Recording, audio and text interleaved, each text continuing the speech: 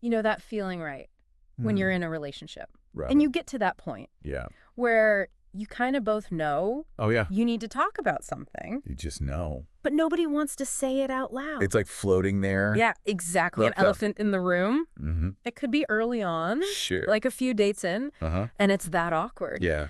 So, what are we like doing here? That's the one. Yeah. Or maybe it's years down the line. Right.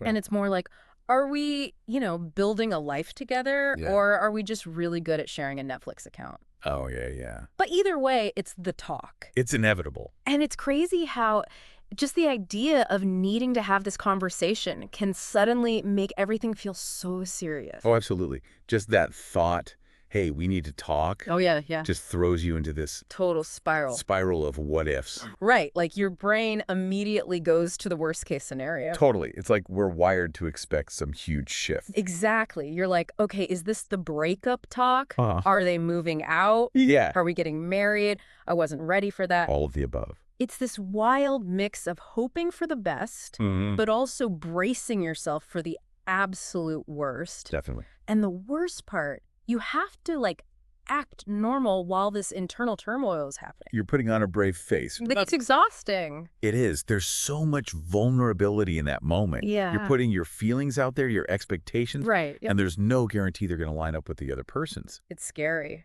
And it's not just limited to those big, serious relationships either. really. Right. Like even in the early stages of dating, Yeah. there's that point where you need some definition. You need to figure out, Yeah. are we exclusive? Yeah. Are we not?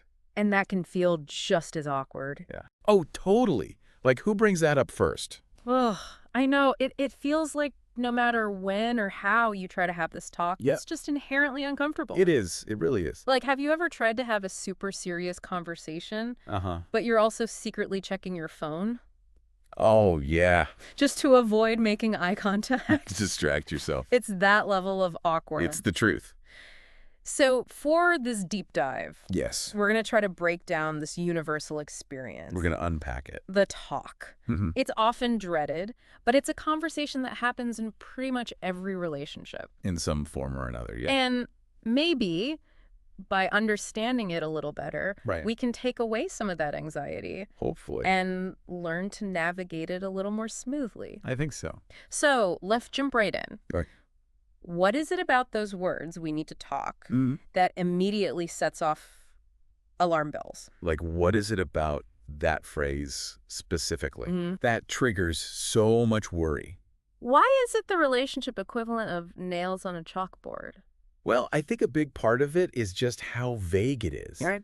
Like, those words alone don't tell you anything. Right. So your mind kind of fills in the blanks. Oh, And naturally, it tends to go to the things that make you the most anxious. like the what if scenarios. Exactly. Are they unhappy? Are they pulling away? Is there something they haven't told me? It's like the less information you have, Yeah. the more your imagination runs wild. And the more those fears take over. Exactly. And because you don't know what's coming, Yeah. it could be good or bad. Right, right. You're stuck in this weird limbo. Go to limbo. You're hoping for the best, Mm-hmm. but you're also bracing for the possibility that they're about to drop a bomb. Mm-hmm. And that uncertainty, That's what really gets to you. it's agonizing. Yeah. It makes sense, though, right? Yeah, I guess so. I mean, you're essentially facing the unknown. It's like, okay, is this the moment where everything changes? Yeah. Yeah. It could be a change for the better, of course, Uh-huh. but there's also the chance it's a change that could, Hurt. hurt. Yeah. So it triggers all these fears Yeah.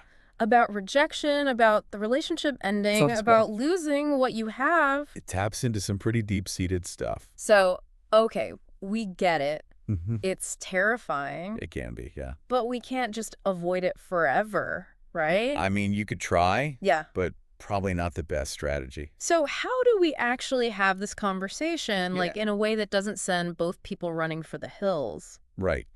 How do we approach this productively? Is there a right way to do it? I don't know if there's a single right way, Okay.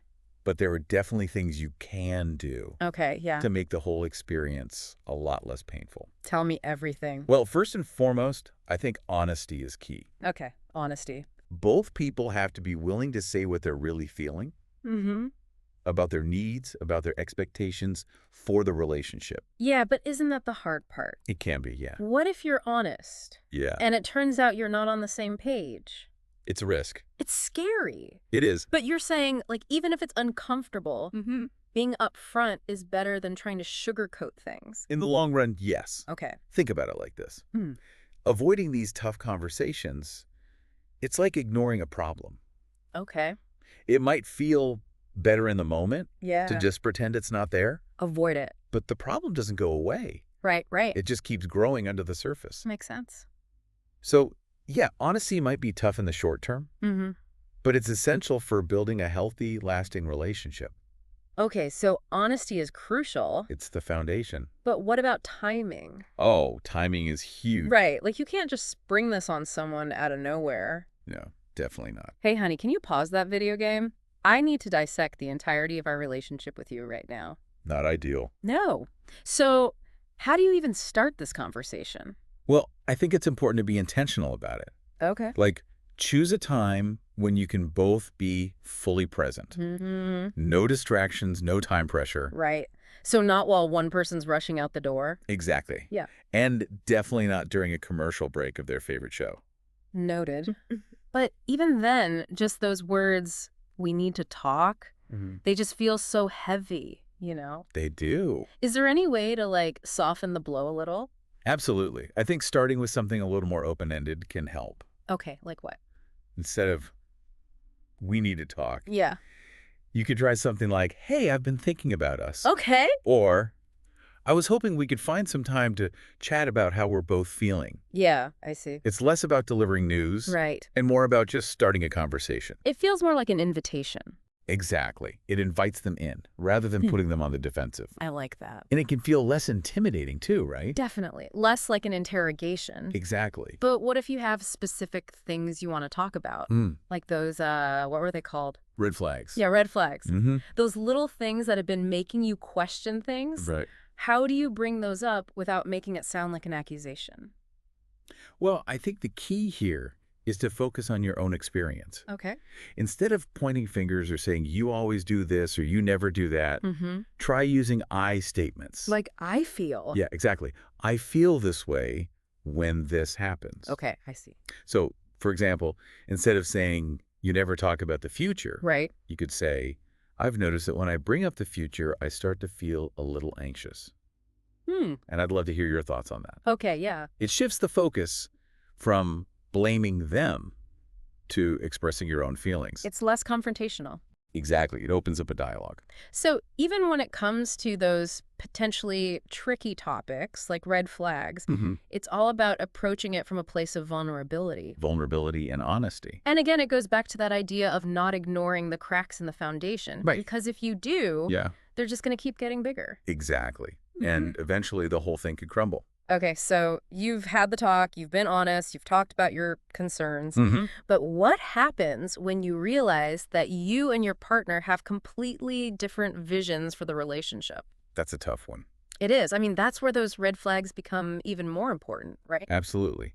The talk can be this moment of truth Yeah. where you really see if you're on the same path. Because it's not just about defining what you are right now, but also about figuring out if your long-term goals are compatible. It's about looking ahead. So when we talk about red flags, what are some things to watch out for? Well, like we mentioned before, consistently avoiding those important conversations. Yeah. That's a huge one. Okay, so lack of communication. It's a sign that maybe you're not equipped to handle challenges together, Right. which, let's be honest, every relationship has challenges. Oh, yeah, for sure. Another red flag is noticing a shift in your shared interests or values. Okay. Like, maybe you used to be on the same page about things, Mm-hmm. but now you're finding yourselves drifting apart. So the talk becomes this opportunity to really assess, is this relationship worth investing in? Is this sustainable? It can be scary to talk about these things directly, Oh, absolutely. but avoiding them won't make them go away. And it could actually make things worse in the long run. Because you're essentially kicking the can down the road, hoping the problem will magically solve itself. And it rarely does. And then you're left dealing with even more hurt and resentment later on. Exactly. So Yeah, it might be uncomfortable. But having those honest conversations, even about the tough stuff, is crucial for building a strong and healthy relationship. Okay, so you've had the talk. The emotional dust has settled.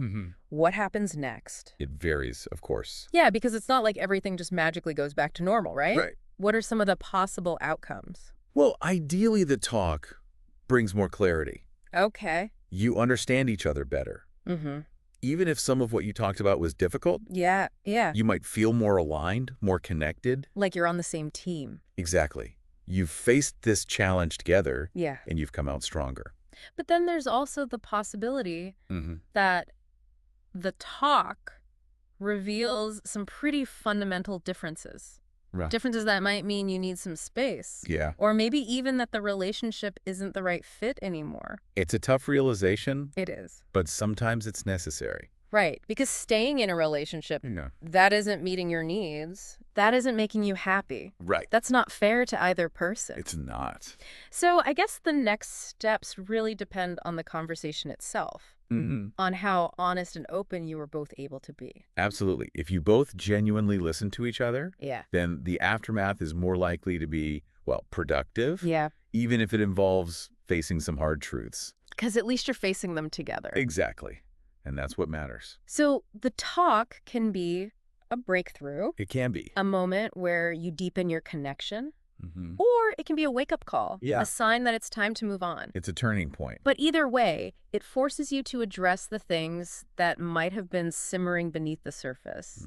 And that clarity, even if it's painful, is so important. It is. It allows you to make informed decisions about your future. Right. Whether that's together or apart. It sets you on a path. So for everyone listening, think back to your own relationship history. What was the most memorable talk you've ever had? What comes to mind? Was it that big, serious conversation about the future? Or was it something completely random that just felt huge in the moment? Like a turning point. I'd love to hear your stories. Share them in the comments. Yeah, share your experiences in the comments or send us a message. Especially the funny ones. Especially the funny ones. Or the super awkward ones. Well, the awkward ones. Because those are the ones that we remember, right? They are. And they remind us that we're all just trying to figure this whole relationship thing out. One awkward conversation at a time. We're all in this together. Thanks for joining us for this deep dive into the talk. It was a pleasure. If you found it helpful or maybe just a little bit relatable, hopefully both, please subscribe and share it with someone who might appreciate it. Spread the word. We'll be back soon with more real and sometimes hilariously awkward conversations about relationships. The conversations no one else wants to have. The conversations that matter. Until next time. See you then.